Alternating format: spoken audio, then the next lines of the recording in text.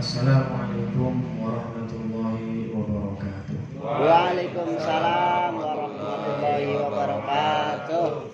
Alhamdulillah. Alhamdulillahi rabbil alamin. Wa bihi nasta'inu ala umuri dunya waddin.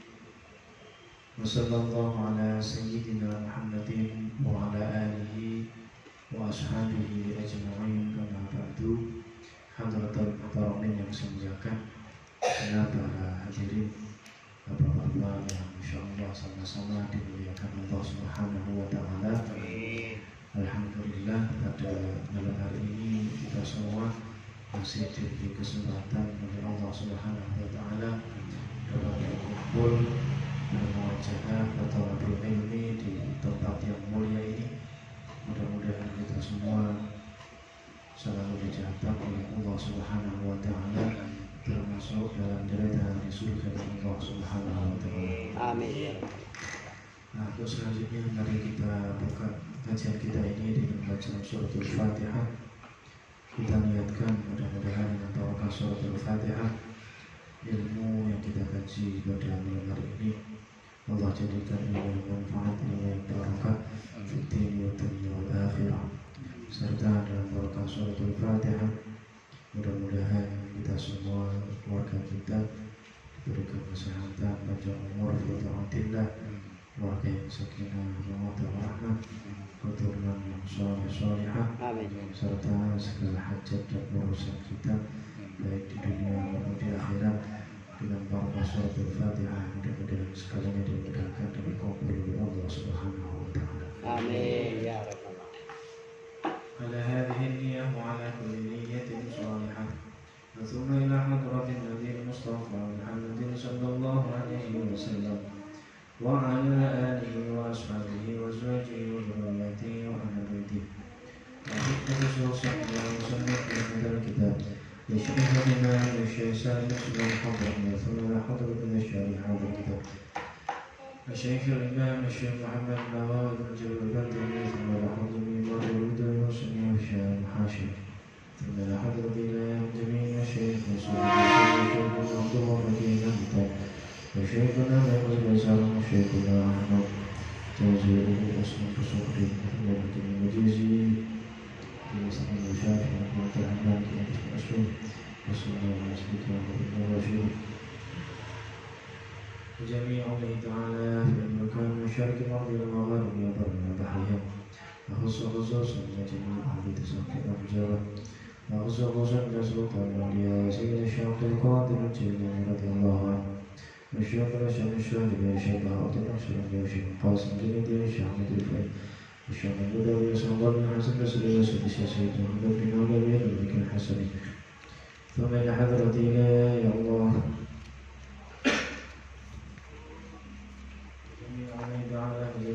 خصوصا على مسلم والمغفرة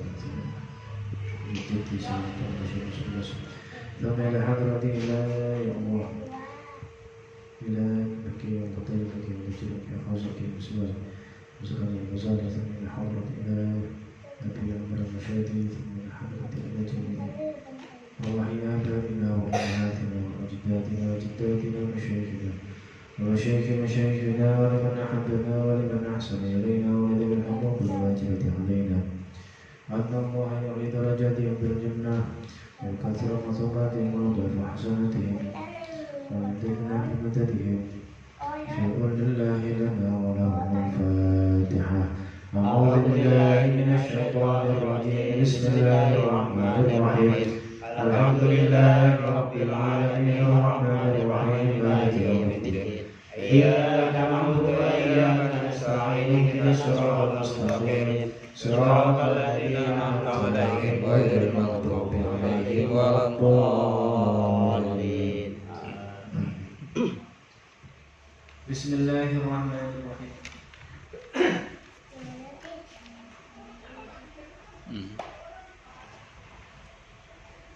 بسم الله الرحمن الرحيم. قال المصنف رحمه الله تعالى ونفعنا به وبعلومه في الدارين آمين. Bismillahirrahmanirrahim. Faslun. Syurutul jum'ati sittatun.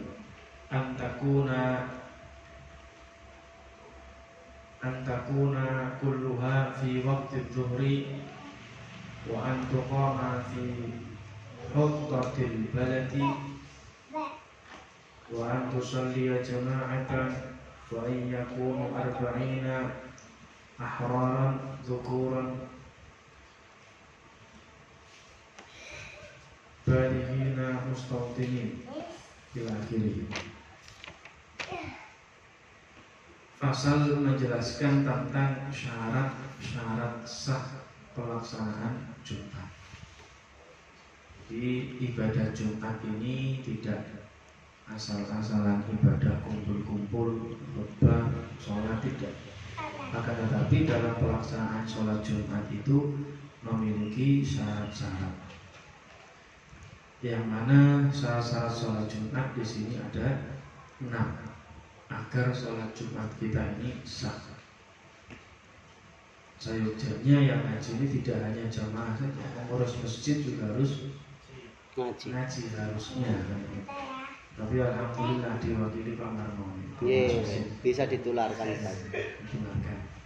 Nanti kalau pas nggak ada khotibnya, beliau yang maju.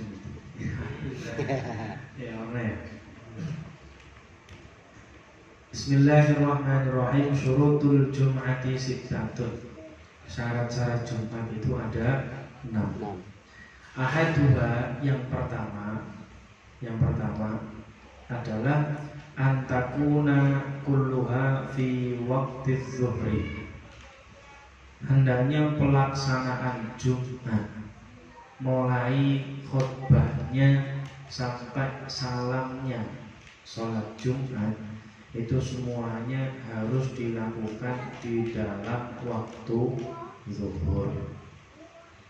Waktu zuhur itu jam berapa sampai jam berapa?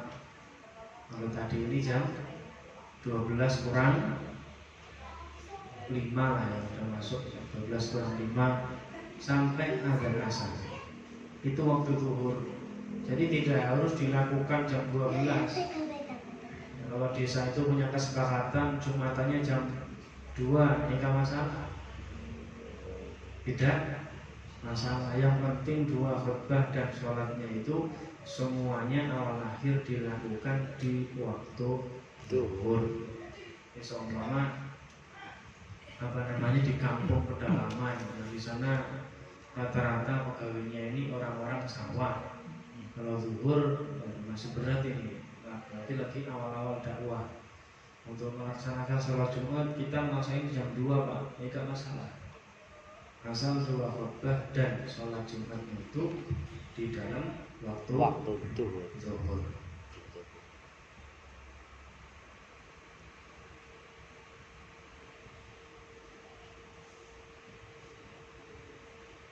Bahkan seumpama jika ada makmum masbuk, ini praktek sholat Jumatnya dilakukan jam 2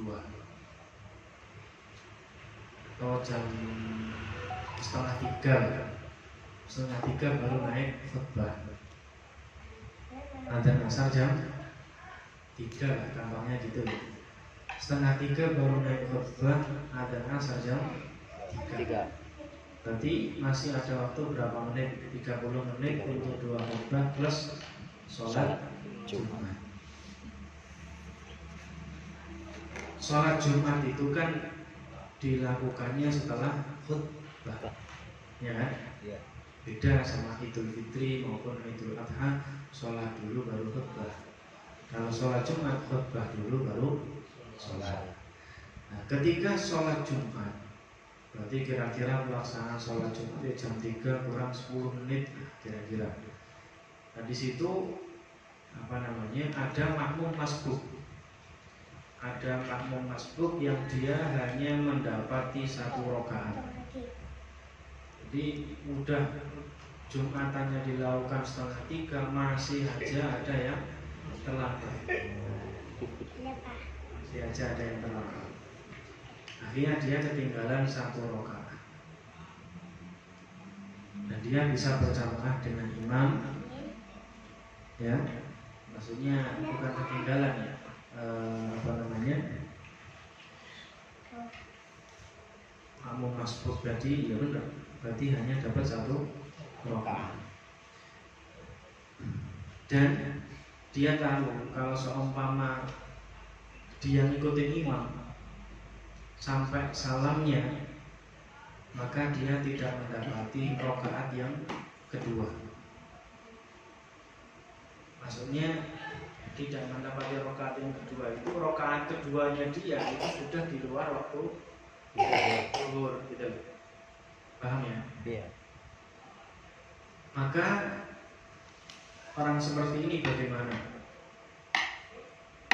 Jika dia mufaraqah, dia bisa dapat apa namanya rakaat keduanya di waktu zuhur. Tapi kalau dia tidak mufaraqah, nunggu salam bareng imam, maka rakaat keduanya sudah lewat waktu Zuhur. maka dia wajib mufaraqah. Tahu mufaraqah itu apa? Wajib niat berpisah dengan imam. Agar apa? Ya litaqo'a al-jum'atu kulluha fil waqti. Agar semua Jumatnya dia, rakaat pertama dan keduanya dia, tujuannya agar semuanya masuk di dalam waktu zuhur.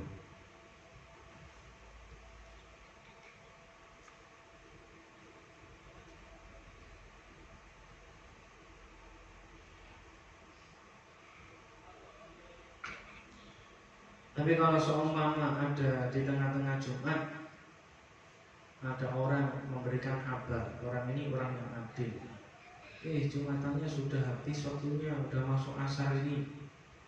Nah, ternyata si makmum masbuk ini dalam hatinya membenarkan apa yang dikatakan orang tadi, membenarkan. Maka wajib alaihi zuhur, maka dia wajib sholatnya diganti dengan sholat zuhur. Maksudnya bagaimana? Ya sholatnya itu menjadi 4 rakaat. Sholat wala nawa, nawa wala sholat.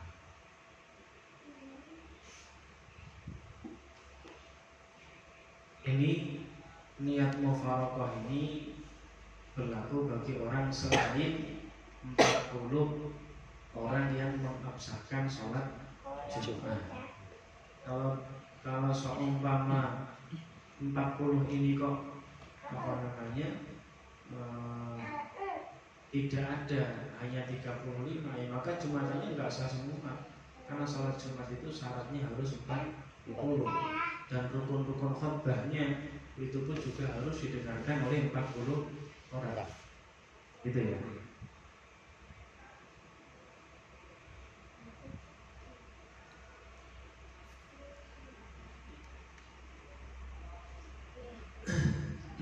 Nah, gitu aja. Kemudian yang kedua, wasaniha.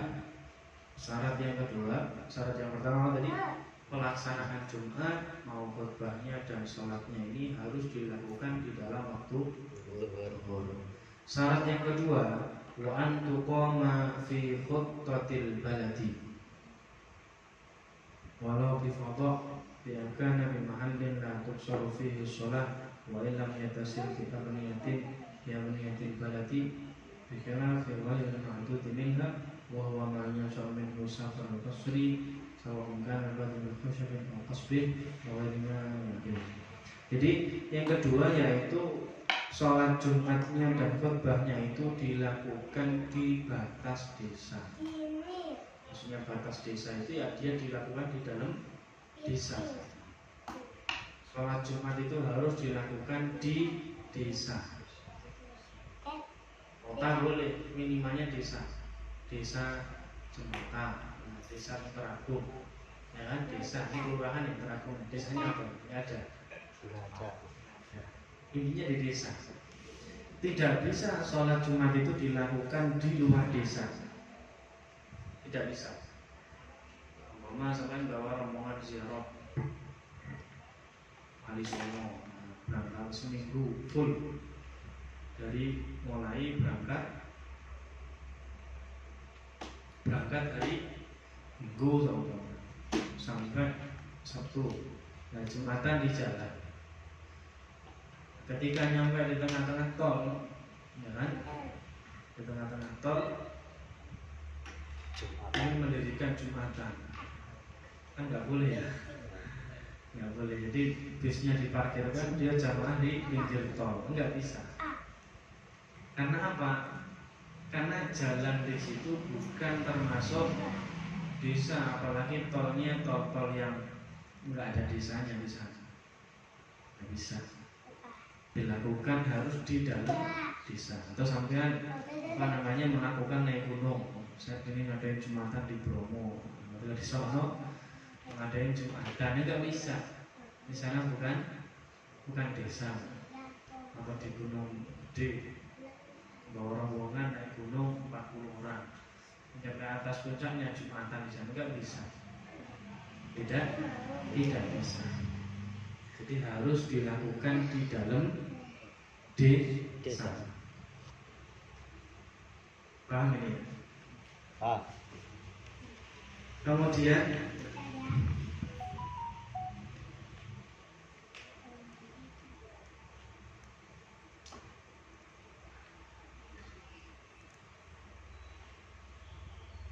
wa an tusalla jama'atan.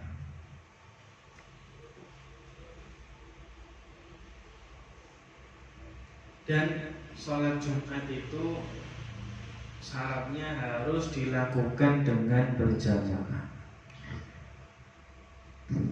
Namanya sholat Jumat itu ya pasti berjamaah. Tapi kalau sholat Jumat pasti, karena apa? Termasuk syaratnya Jumat itu harus berjamaah. Kalau nggak berjamaah berarti bukan sholat Jumat. Ya sholatnya nggak sah gitu aja. Cuma 2 rakaat. Harus berjamaah, dan jamaahnya itu pun ada batas minimal, tidak bisa sembarangan. Dan wa antusalla jama'atan. Dan hendaknya sholat Jumatnya itu dilakukan dengan berjamaah. Jadi sholat Jumat itu harus dilakukan berjamaah fi rakaatil ula bitamamiha. Di rakaat pertama sampai sempurnanya rakaat pertama. Di ayastamirra ma'hu ila sujudits tsani. Jadi sholat Jumat itu wajib berjamaahnya itu hanya 1 rakaat. Mulai takbir sampai sujud yang kedua. Itu yang wajib berjamaah. Nah, terus falau shallal imamu bil arba'ina raka'atan. Ketika imam ini sholat Jumatnya dengan jamaah pas 40 orang, ya kan? Dia sholat Jumatan berjamaah, bilangan jamaahnya pas 40 orang, dan berjamaahnya cuma baru 1 rakaat, imamnya ngentut, ya kan? Baru 1 rakaat imamnya atas. Fa'inazumma ahdatha fa'atamma kullun minhum wahdahu. Dan kemudian masing-masing dari mereka melanjutkan sholat Jumatnya sendiri-sendiri. Aulam yahdis, aulam yahdas, atau imamnya tidak hadas. Akan tetapi kan tadi jamaah Jumat kan wajibnya cuma 1 rakaat. Akan tetapi semua jamaahnya itu mufaraqah semua pada rakaat yang kedua. Wa atamu munfaridina, dan masing-masing mereka menyempurnakan sendiri-sendiri. Maka ajza'athumul jum'ah, maka sholat Jumatnya sah. Ini agak aneh. Nah, betul seperti itu. Tapi yushtaratu baqa'ul adati ila salamil jami'. Tapi disyaratkan tetapnya bilangan 40 orang itu sampai salamnya semuanya. Jadi gini, wajib berjamaah itu 1 rakaat betul, tapi ini bagi orang lain. bagi orang yang mengesahkan sholat Jumat, yang menjadi tolak ukur sah atau tidaknya sholat Jumat, yaitu siapa? Imam dan makmum 40 yang mustautin. Maka ini nggak boleh, harus awal akhir sampai salam juga tetap berjamaah. Selain 40 orang tadi, boleh untuk meneruskan sholatnya sendiri-sendiri pada rakaat yang kedua. Paham ya? Paham. Masih ya paham? Jadi 40 orang yang mustautin itu, yang menjadi tolak ukur sah atau tidaknya sholat Jumat, itu mulai takbir sampai salam harus berjamaah. Kalau yang mukim itu kayak tukang yang hanya di sini itu cuma kerja saja, proyek ya kan, tukang proyek, atau dia orang kontrak kerja di luar, kebetulan pada hari itu dia Jumatan libur nggak kerja, terus Jumatan di sini. Nah dia hanya wajibnya 1 rakaat saja. Rakaat kedua dia lihat mufarokoh, cepet-cepet ingin berangkat kerja, nanti nggak masalah, gitu. Tapi nggak umum, ya kan? Tapi ya nggak umum. Andai kan diamalkan nggak masalah. Ngaji ya, yang salah kan yang nggak ngaji itu masalahnya. Ya, betul. Karena nggak tahu, jadi gampang menyalahkan. Ngerti kita ada hajat penting bis berangkat jam 1:30, saya berangkat jam 1. Ini kalau saya nungguin imam sholat ini, apalagi sampai wiridan, tinggalan nih. Gitu. Makanya nggak apa-apa sholat Jumat 1 rakaat terus lanjut lihat mufarokoh sama imam, lanjutkan sendiri sambil barang naik ojek langsung ke terminal, nggak masalah. Paham ya? Paham. Jadi harus berjamaah. Wa mata ahdatsa wanitun minhum. Dan ternyata kalaupun ada salah satu dari 40 orang yang menjadi tolak ukur sahnya dan tidaknya Jumat, itu ada 1 orang saja yang hadas, maka Jumatannya bubar. Jumatannya bubar.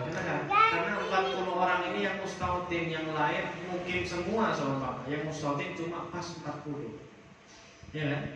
Ini kan menjadi tolak ukur sah atau tidaknya sholat Jumat 40 orang. Namanya rumah di sini lah, kan gitu. Nah, ternyata ada 1 orang yang batal ketika sholat Jumat, dia otomatis semua jamaah Jumat itu batal semua. Kenapa? Karena dalam pelaksanaan sholat Jumat itu sudah kurang dari 40 orang. Paham? Sudah kurang dari 40.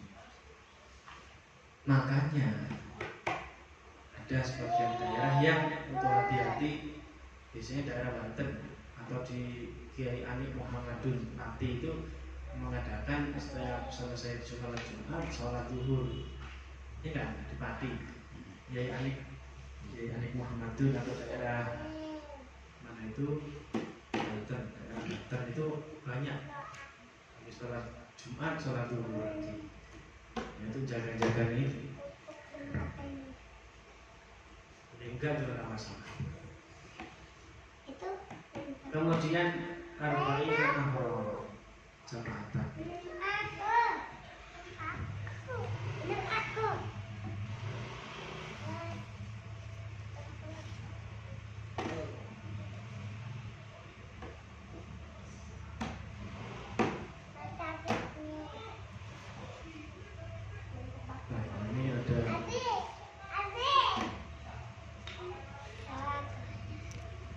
Wa'afta Muhammad Saleh Ar-Rais bi annahu la tan'aqidul jum'ah haitsu kana fihim ummiyun. Fatwanya Muhammad Saleh Ar-Rais bahwasanya jika di antara 40 orang itu ada yang ummi nggak bisa baca, ini kan banyak terjadi di masyarakat kita, ummi wayasqutul wujub, maka tidak sah Jumatannya dan kewajibannya sholat Jumat itu gugur untuk mereka semua. Fayusalluna dhuhra, maka mereka wajib melaksanakan sholat zuhur. Tapi ada pendapat juga di sini yang fardhun tadi apa syaratnya harus berjamaah. Kemudian syarat yang ke berapa? 4 ya. Yaitu di waktu zuhur, kemudian di dalam desa, kemudian berjamaah. Yang keempat, wa ayyakunu arba'ina ahraran dzukuran balighina mustawdinin.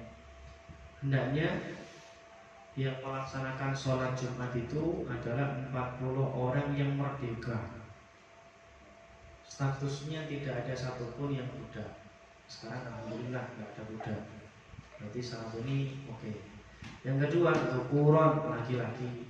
Alhamdulillah kita juga kalau Jumatan laki-laki. Bahkan sama lantai 2 kan? Balighina banyak yang sudah boleh. Mustawdinin orang-orang yang bertempat tinggal di daerah itu, ya, yang bertempat tinggal di tempat kita di desa Cipakai itu mustawdin semua, dan semuanya harus 40 minimal. Tapi bahwa ada cabang masalah, ya juzu taqlidul qail bi jawaziha bidunil arba'in. Boleh kita taklid dengan pendapat yang mengatakan sahnya sholat Jumat walaupun kurang dari 40. Ini pendapatnya siapa? Abi Hanifah, seperti pendapatnya Imam Abu Hanifah, fa'innahu jawazaha bil arba'ah, dan Imam Abu Hanifah memperbolehkan sholat Jumat walaupun cuma 4 orang. Yang 4 orang ini ahaduhumul imam, salah satunya adalah imam. Ini madzhab Hanafi minimal 4 orang. Wa Malik, dan Imam Malik fa innahu jawazaha bi 30. Imam Malik memperbolehkan sholat Jumat 30 orang boleh, atau bi 20 atau 20 juga sudah sah. Wala yakfi taqlidu ba'dihim bal la budda min taqlidihim wa ilmihim bi syuruti ma yuqalliduna fihi inda man yuqalladuna. Tapi tidak cukup hanya kita ini ngikut bilangannya saja. Oh, menurut Abu Hanifah nggak apa-apa 4 orang kok. Kita udah banyak, udah 10 orang sah. Nah, nggak bisa begitu. Tapi kita juga harus mempelajari. Kita harus mempelajari syarat-syarat Jumat menurut madzhab Hanafi. Kalau kita ini taklid pada Imam Hanafi yang melaksanakan 4 orang, gitu ya.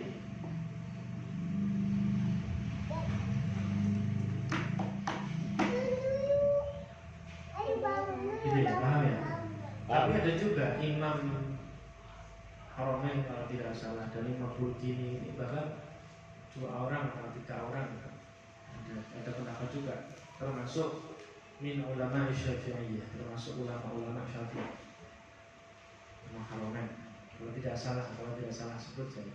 Itu ada Imam Burkini kalau tidak Imam Haramain itu yang kalau dari Imam Zayyadi menjelaskan boleh 3 masalah itu boleh sholat Jumat. Madhab Syafi'i. Memang lebih baik kita taklid dengan ulama di dalam madhab yang pendapatnya berbeda dengan ulama madhab daripada kita beda madhab. Lebih baik. Wa yusannu lahum fi'ludz zuhri, dan disunahkan bagi mereka melakukan sholat zuhur.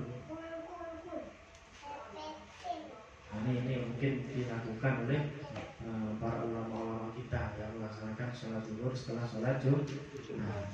Qala al-'allama al-Qurdi fi fatawihi wa huwa al-ahwat khurujan min al-khilafi qala al-mufti Muhammad al-Habsyi. Nah, ini untuk keluar dari khilaf. Takutnya sholat Jumat kita ini ada yang kurang, ya. Maka lebih baik kita sholat zuhur juga, ya Jumat ya. Tapi kalau andaikan sholat Jumatnya itu udah sah, bilangannya udah pas, yang umumnya juga tidak ada, ya aslinya tidak perlu mengulang sholat zuhur. Ini kan untuk kehati-hatian aja. Maka untuk keluar dari khilaf, maka disunahkan sholat zuhur. Paham ya? Paham. Terus di sini bagaimana Pak? Selesai sholat Jumat gak ada sholat zuhur, saya ingin mengamalkan yang ada sholat zuhurnya. Ya sholat zuhur sendiri. Itu ya, sholat zuhur Sendiri. ya sekali-kali di namanya ini mantap. Sholat zuhur sendiri. Kemudian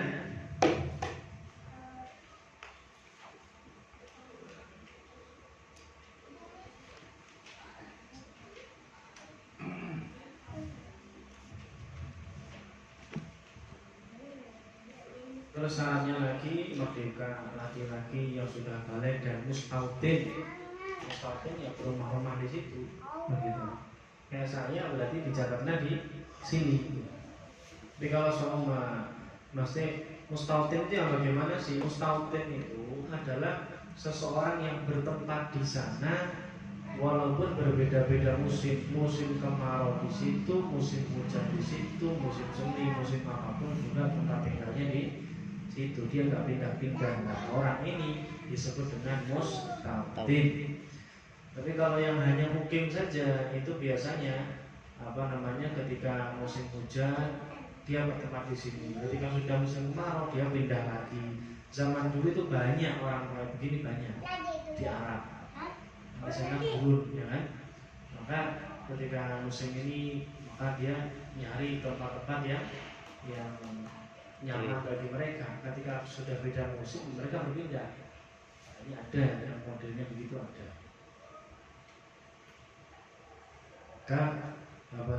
Orang seperti ini dinamakan tidak mustautin tapi disebut dengan mukim. Kemudian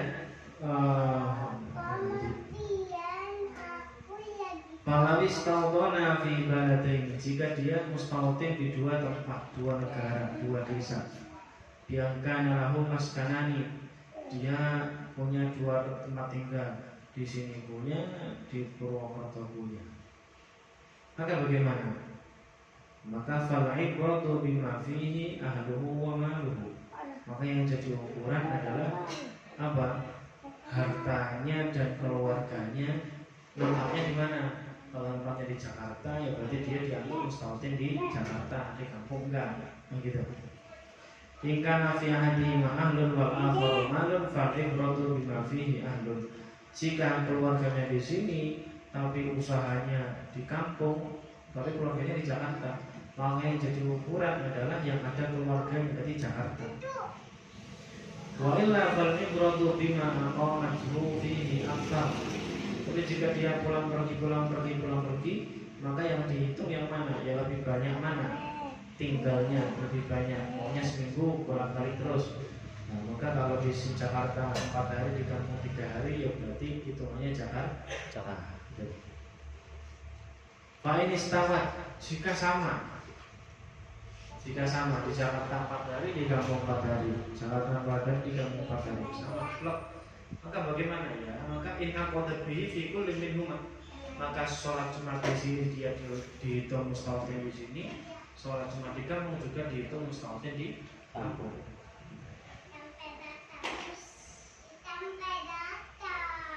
Paham ya? Kemudian selanjutnya wa alla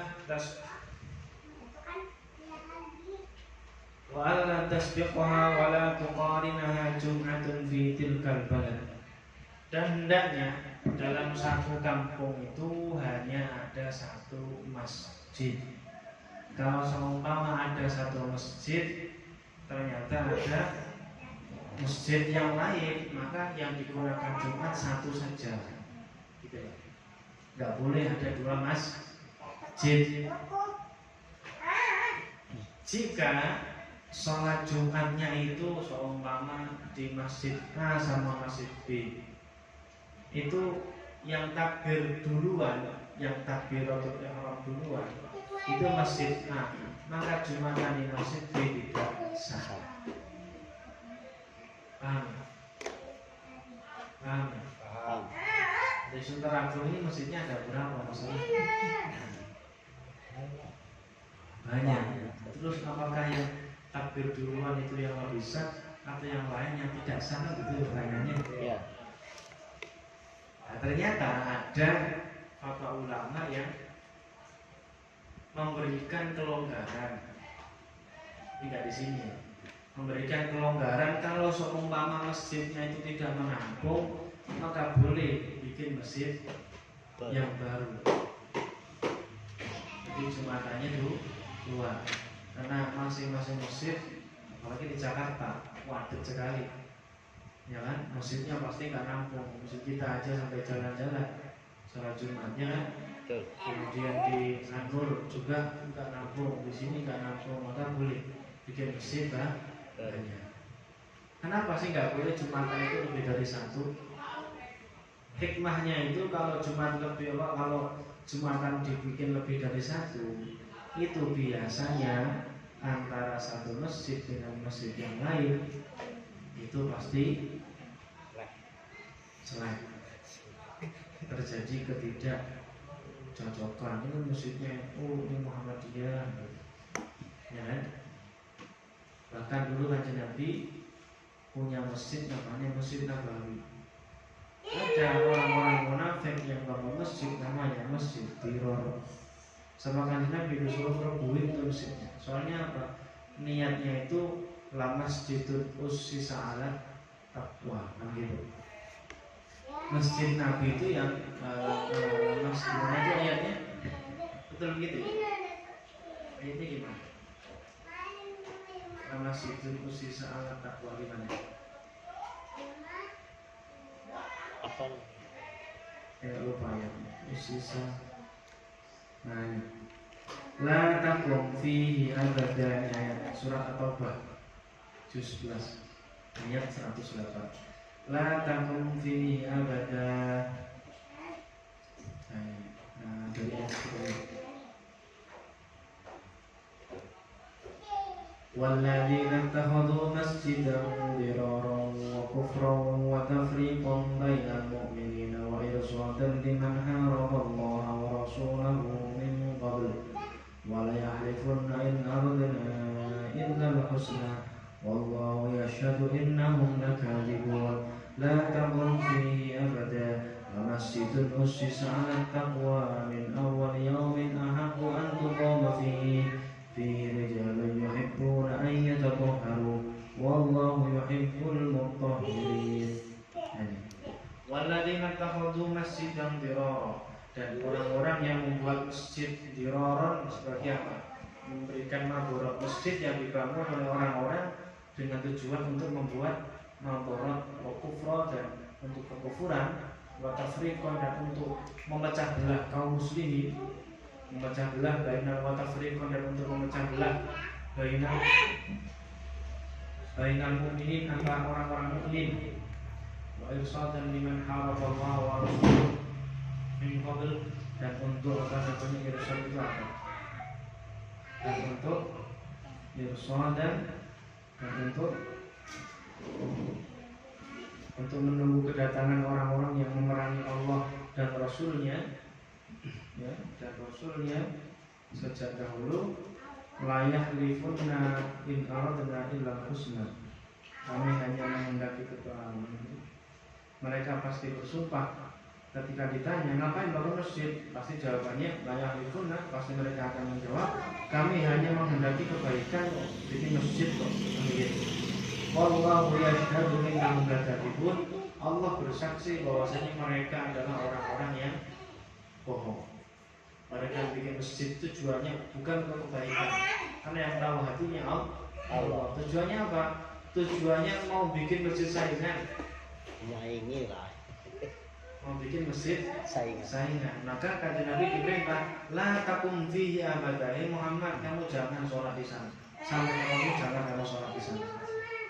La masjidun ussisa 'ala taqwa, dan masjid yang dibangun atas ketakwaan, yaitu Masjid Nabawi yang dibangun oleh Nabi, min awwali yaumin, dari pertama kali, itu ahakku antaku nafi, itu lebih berhak untuk engkau sholati daripada masjid yang ini, Masjid Dirar.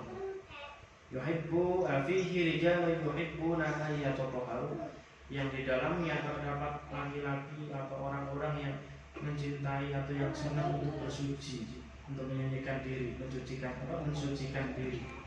Wallahu yuhibbul mutahhirin, dan Allah sangat mencintai orang-orang yang suka bersuci. Nah, ada masjid tujuannya untuk pecah belah.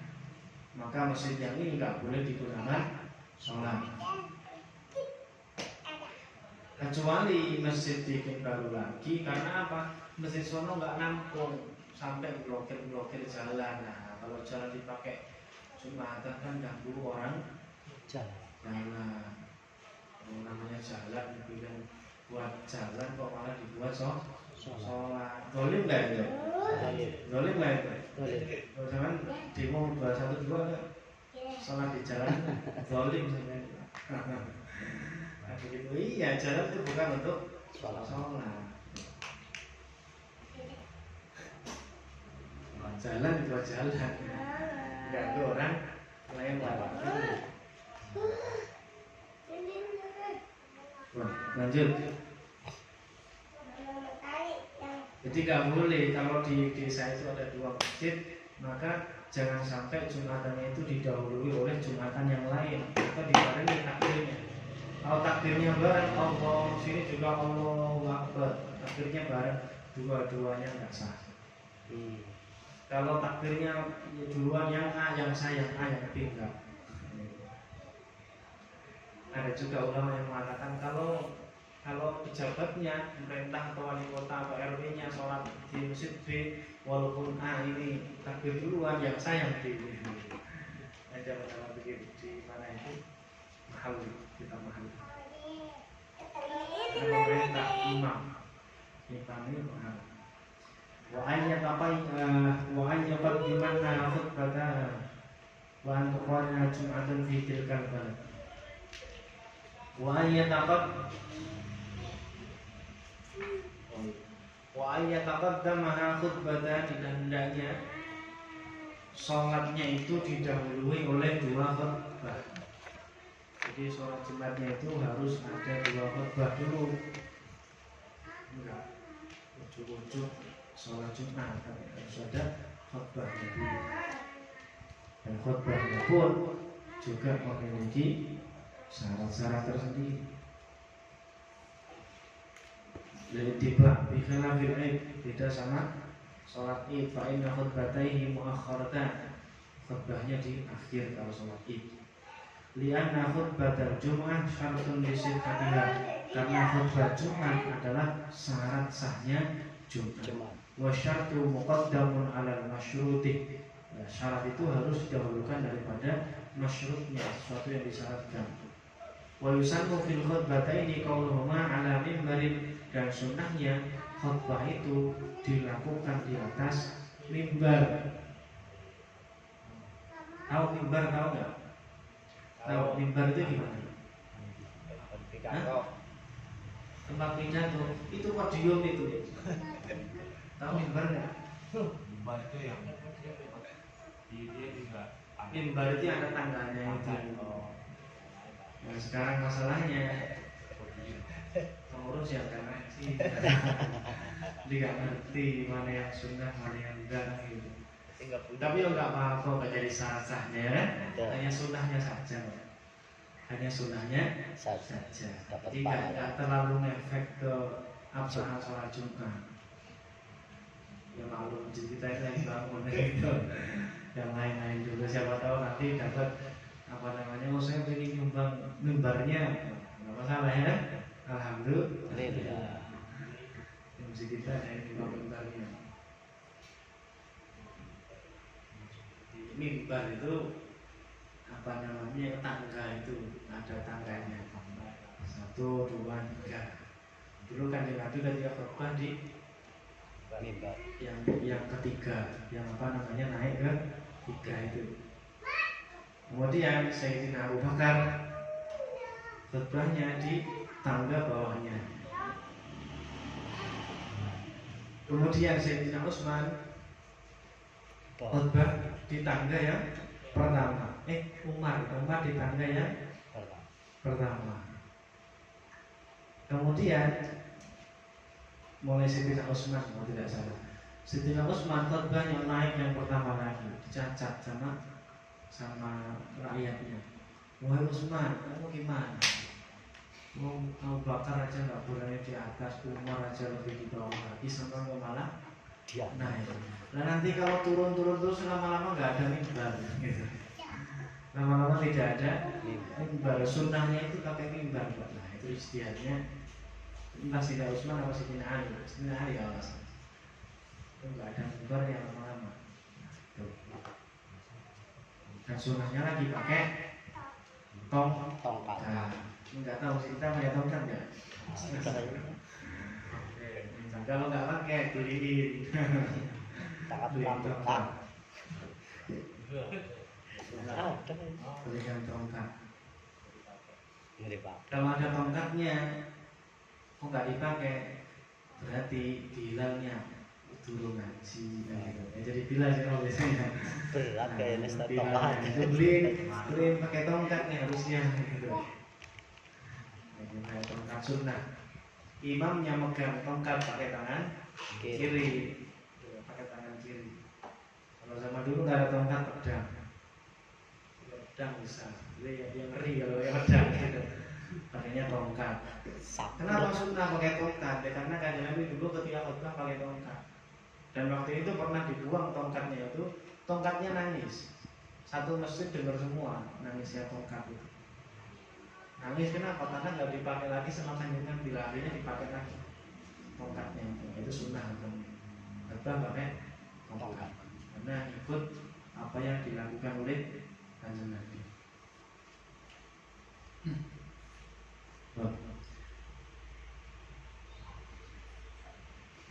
Jadi beda ya, mimbar sama podium beda.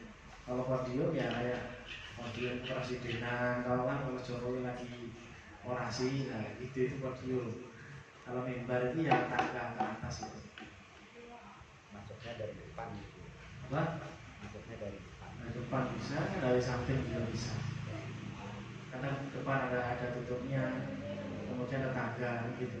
Ketika khutbah turun, ketika selesai khutbah pertama mau duduk ya naik dulu sebentar, duduk dari samping dikasih apa namanya, dikasih itu. Ini baru namanya masjid yang sunnah. Ada masjid yang ghair sunnah, ada masjid yang sunnah. Masjid bid'ah sama masjid yang sunnah. Tapi enggak begitu juga gitu lah. Pelan-pelan, alhamdulillah. Jadi kita yang penting tahu. Ini kalau sampai besok ditakdirkan punya masjid, ngajinya dicanding gitu. Iya. Masjid seperti ini. Atau kalau masjid kita belum seperti itu ya apa namanya, usul. Ini nggak cuma usul, duitnya dikasih gitu. Ya, saya usul Pak, modalnya bikin begini ya, duitnya kali ini duitnya.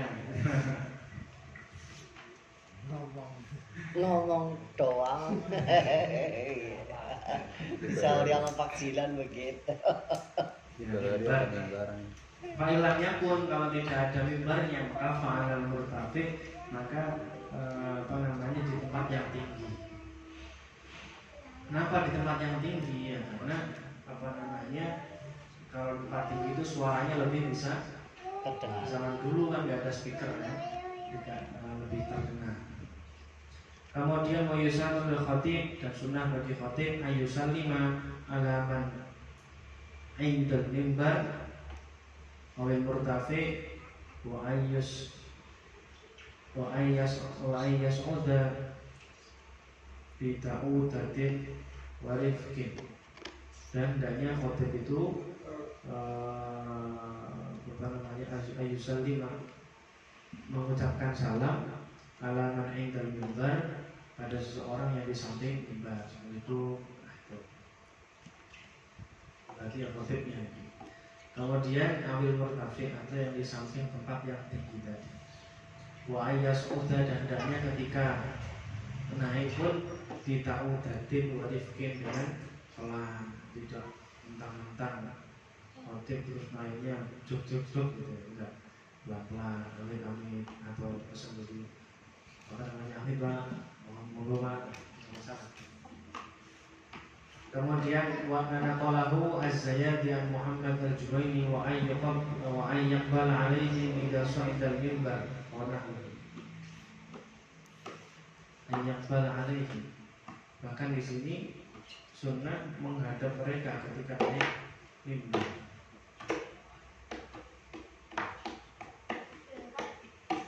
Wa ayyusallim alaihim, dan hendaknya dia mengucapkan salam atas mereka. Summa yajlis, baru kemudian duduk. Nah, ini yang banyak terjadi. Jadi ketika Bilal, kemudian Bilalnya ngasih tongkat, imamnya naik, ya kan, salam dulu, jangan duduk dulu. Assalamualaikum warahmatullahi wabarakatuh. Baru ucapannya waalaikumsalam warahmatullahi wabarakatuh. Imam duduk. Baru kemudian adzan yang kedua. Ayo. Fayu'dhan wahidan li'tiba fil jami'. Amal adzan alladzi qabla, adapun adzan yang pertama yang sebelum adzan yang kedua ini itu dilakukan alal manarah, di atas menara. Kalau sekarang nggak perlu, udah ada toa gitu, ya kan? Tujuannya apa? Karena untuk memberitahu masyarakat bahwasanya sebentar lagi sudah mau pelaksanaan sholat Jumat. Zaman dulu Bilal naik ke menara. Adzan yang kedua, bukan Bilal ya, karena Bilal itu setelah Rasulullah meninggal tidak di Madinah lagi, dia nggak kuat, pindah ke mana itu Bilal, para sahabat yang lain. Kemudian fa'ahdatsahu Utsman radhiyallahu anhu wa qila Muawiyah lamma kathuran nas. Kemudian wa amal al-manarah fa'ahdatsahu Utsman radhiyallahu anhu. Jadi dulu zaman Kanjeng Nabi itu khutbahnya adzannya cuma sekali. Manusia kumpul, kemudian waktunya sudah masuk, Kanjeng Nabi langsung naik di atas mimbar. Bilal dulu ya, Bilal. Setelah Bilal kemudian Kanjeng Nabi naik di atas mimbar, ucapkan salam terus duduk, baru adzan. Itu zaman Kanjeng Nabi seperti itu. Terus zaman Sayyidina Utsman itu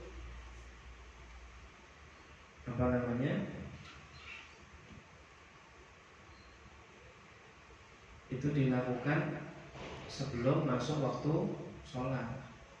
Sebelum masuk waktu sholat adzannya itu. Adzan ini bukan memberitahu, karena zaman dulu kan adzannya dilakukan zaman Kanjeng Nabi ya. Adzannya dilakukan setelah masuk sholat. Jadi udah masuk sholat nih, terus Bilal menyampaikan itunya, Bilalnya, kemudian Kanjeng Nabi naik mimbar, salam, kemudian duduk, adzan. Zaman dulu begitu. Zaman Kanjeng Nabi, Abu Bakar dan Umar. Zamannya Sayyidina Utsman, adzannya 2 kali. Adzan yang pertama di atas menara, dan adzannya ini adalah adzan yang muhdas, yang dibaru-barukan oleh Sayyidina Utsman. Tapi ya bid'ah yang hasanah gitu. Masa berani mengatakan Sayyidina Utsman ahlinar gitu. Alaikum bisunnati wa sunnati khulafa'ir rasyidin. Tetaplah kalian dengan sunnahku dan sunnah-sunnah khulafaur rasyidin. Siapa? Ya Bakar, Umar, Utsman, Ali. Ini khulafaur rasyidin 4 ini. Paham ya? Berarti apa yang dilakukan Sayyidina Utsman tidak menyalahi. Dan yang pertama itu dilakukan sebelum masuk waktu sholat. Bahkan bisa kalau masuk sholat adzan jam 12 adzan zuhur, masuk zuhur lah ya. Maka adzan yang jam 12 itu adzan yang kedua. Adzan yang pertama itu bisa dilakukan setengah 12. Tujuannya apa? Ya karena untuk memberitahu masyarakat bahwasanya ini sudah mau melaksanakan sholat Jumat. Karena kalau tidak diingatkan, apalagi khutbahnya itu cepat, khutbah yang sunnah itu yang cepat kan gitu. Ketika zaman Kanjeng Nabi dulu banyak jamaah, banyak masyarakat yang sudah menunggu, ya kan? Tapi setelah Kanjeng Nabi nggak ada, ganti Abu Bakar, ganti Umar, ganti Utsman, mungkin jamaah sudah mulai semangatnya itu nggak kayak zaman dulu gitu. Walaupun juga masih luar biasa. Akhirnya agar masyarakat ini lebih cepat datang ke masjid, maka Sayyidina Utsman beristihad untuk membuat adzan yang pertama dilakukan sebelum masuk waktu Jumat. Agar apa? Agar orang-orang yang di pasar-pasar itu bilang, oh ini udah mau Jumatan nih, ini udah mau Jumatan, sehingga dia tutup tokonya, siap-siap ke masjid, sehingga dia Jumatannya tidak terlambat. Itu istihadnya Sayyidina Utsman. Wakil ada yang mengatakan ini istihadnya Muawiyah. Lama kathuran nas, ketika manusia, masyarakat Islam muslimin sudah banyak. Karena zaman dulu kan Nabi belum terlalu banyak. Tapi setelah zamannya Sayyidina Utsman apalagi, wah ini sudah luar biasa banyaknya. Ya kan? Apalagi satu Madinah cuma satu masjid Nabawi. Antara masjid Nabawi dengan masjid yang lain lumayan jauh. Nah, itu ini kalau langsung adzan yang masuk waktu, takutnya orang baru di masjid tengah jalan Jumatannya udah selesai gitu. Apalagi zaman dulu nggak ada motor, nggak ada doang, jalannya lumayan lama zaman dulu. Tapi rata-rata sekarang ya apa namanya, Bilal yang ketika dia jadi Bilal biasanya langsung Allah biasanya sih. Padahal itu ada teksnya itu yang ila sa'idal khatibu 'alal mimbar, gimana? Yang situ wasma'u rahimakumullah, yang situ pakai. Kalau Ustaz Firman Pak. Ustaz? Oke, kalau Ustaz Alif Ridwan pakai ya? Nah, nanti apa namanya nanti dipakai. Nanti insya Allah saya kirim grup. Kalau nggak lupa, itu pakai apa namanya Bilal itu harus benar. Siap. Soalnya apa nyontohin nanti setelah sampean nyontohnya sampean pakainya itu lama-lama hilang. Yang apa namanya yang tidak saidan mimbar apa tidak saidan imam ala mimbar itu lama-lama hilang kalau nggak diperdengarkan. Ya. Termasuk aslinya ketika khutbah itu doanya sunnah ditambahkan warḍan khulafa'ir rasyidin Sayyidina Abu Bakar Utsman Sayyidina Abu Bakar Umar Utsman wa Ali. Ya, itu perlu dibaca. Kenapa? Untuk memperkenalkan kepada jamaah bahwasanya Islam itu punya khalifah 4. Ini kalau lama-lama nggak disebut-sebut, ya lama-lama akan sirna gitu, dan nggak ada yang kenal siapa itu sahabat Abu Bakar, siapa itu sahabat Umar, Utsman, Ali. Yusalul khatib, disunahkan bagi khatib ayyastaqila yasarahu, hendaknya yang tangan kirinya itu sibuk binahwi saifin, pedang, bisa pedang. Wa yamnahu biharfil mimbar, yang tangan kanannya megang di ujung kanan mimbar. Jadi ini mimbar semua.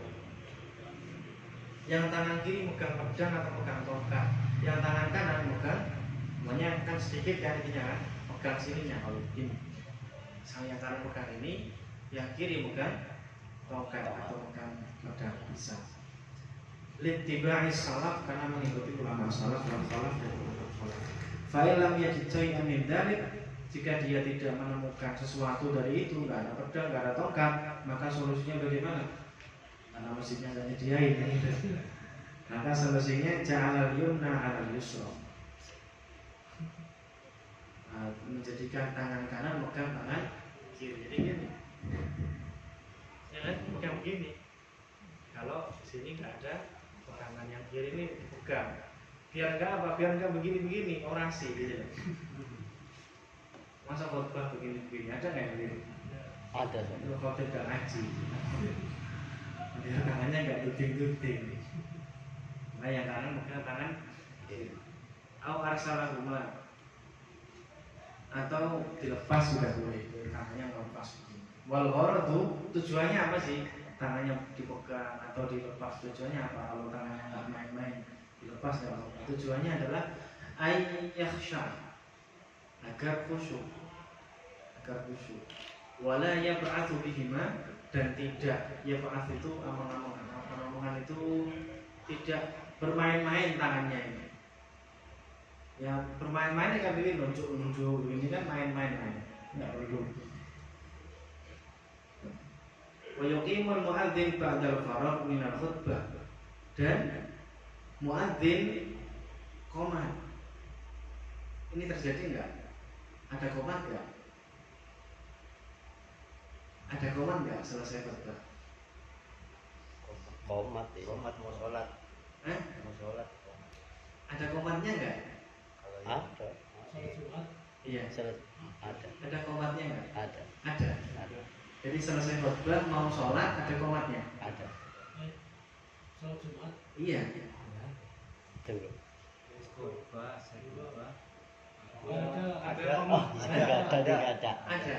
Enggak ada. Ada yang ada yang enggak. Iya. Harusnya ada. Ada azan untuk ada qomat. Di sini tadi ada. Hah? Masjid sini ada nggak? Ada, alhamdulillah.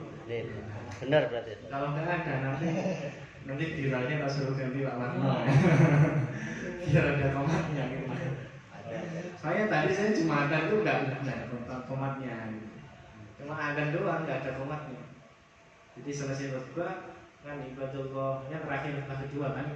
Innallaha ya'murukum bil adli wal ihsan wa ita'i dzil qurba wa yanha 'anil fahsya'i wal munkari wal baghi ya'idukum la'allakum tadhakkarun fadhkurullaha 'ala dzikrikum washkuruhu 'ala ni'amihi yazidkum wa dzikrullahi akbar. Aqimis shalah. Nah, ngomong gitu. Aqimis shalah. Aqim itu apa? Qomatlah untuk sholat atau tegakkan sholat. Harusnya nyambung siapa? Bilalnya itu langsung Allahu Akbar asyhadu an la ilaha illallah, itu harusnya. Ya. Iya tinggi. Ada nggak begitu? Nggak ada. Ya karena nggak ngaji, jadi nggak tahu. Gitu. Jadi kalau tahu ya sekarang biar masjid kita ini masjid yang sunnah. Gitu. Komat tadi. Apa nggak ngerti ya? Nggak ngerti. Jadi besok kalau mama ya dipakai komat. Kalau lupa ya diingatkan lagi. Di sini kayaknya. Jumat ada komat ya? Jumat tomat. Ada. Ada selalu tomat. Selalu ada ya. Kalau nggak tomat nggak pernah nganter. Oh iya. Kalau sini selalu pasti. Soalnya yang kayak pada tidur langsung kali ya. Ada komat ya. Karena pada ngantuk pas komat langsung bangun. Terus ketika komat wayubadul khatib bin nuzul, khatib cepat-cepat turun dari mimbar. Dan ketika komat sampai jangan langsung berdiri. Ini juga sunnah yang sudah mulai ditinggalkan. Komat itu tunggu selesai dulu baru berdiri. Qadamani salam, qadamani salam, la ilaha illallah. Baru sampai berdiri. Baru Allah langsung berdiri. Nah, ini kurang pas. Sunnahnya itu selesai komat baru kita berdiri. Atau kalau kesusu berdiri, tunggu sampai khutbah mati sholat baru berdiri. Apa yang cepat berdiri ya? Nah itu nunggu sampai kalimat khutbah mati sholat berdiri kan apa? Atau lebih baiknya nunggu sampai selesai komat baru berdiri. Apa? Semua komat. Ya, semua komat. Itu kebanyakan baru Allah langsung berdiri kan? Nah, ini karena nggak ngaji, jadi nggak tahu. Wah, saya ini. Kalau yang baru datang ya. Wa yubadirul khatibu 'alal wa yubadirul khatibu bin nuzul. Dan khatib cepat-cepat untuk turun dari mimbarnya. Lihat dulu mihrab untuk sampai ke mihrab. Ma'afarawihi minal iqamah.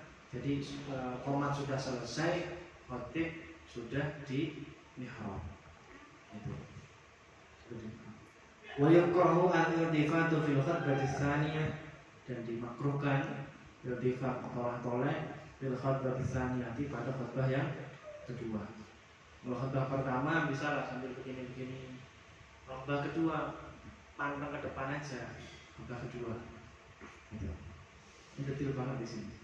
Wal isyaratu biyadihi. Nah, nggak perlu isyarat begini-begini, orasi namanya, bukan khutbah. Wal isyaratu makruh gitu. dihadiri dengan tangannya atau dengan selain tangan. Kalau dipakai pedang begini gitu. Ada lampu kesetrum lah. Watikin terjun mimbar. Waktu kok terjun mimbar dan mengetuk-ketuk itunya mimbar. Gini ini nggak perlu. Yang antang, yang khusus. Disu'udihi ketika naik binahwi saifin. Jadi tongkatnya didok nggak perlu. Waktu kita terjun mimbar mengetuk-ngetuk tangganya mimbar visu'udihi ketika dia naik binahwi saifin dengan pedang aurijlihi atau dengan kakinya nggak perlu. Naiknya juga pelan saja. Wa doa dan ketika doa juga nggak perlu. Irtifatul khabar tsani wa isyaratu biyadihi wa ghairiha.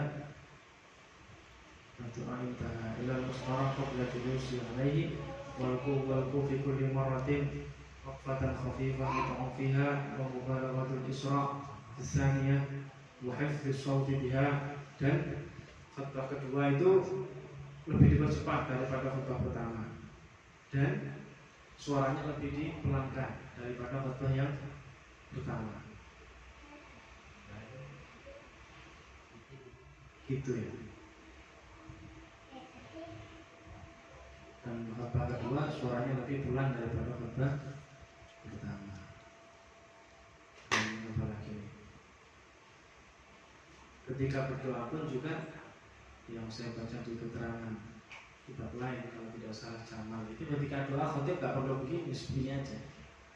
Gak perlu doanya begini, makmum begini. Kalau khotib gak usah.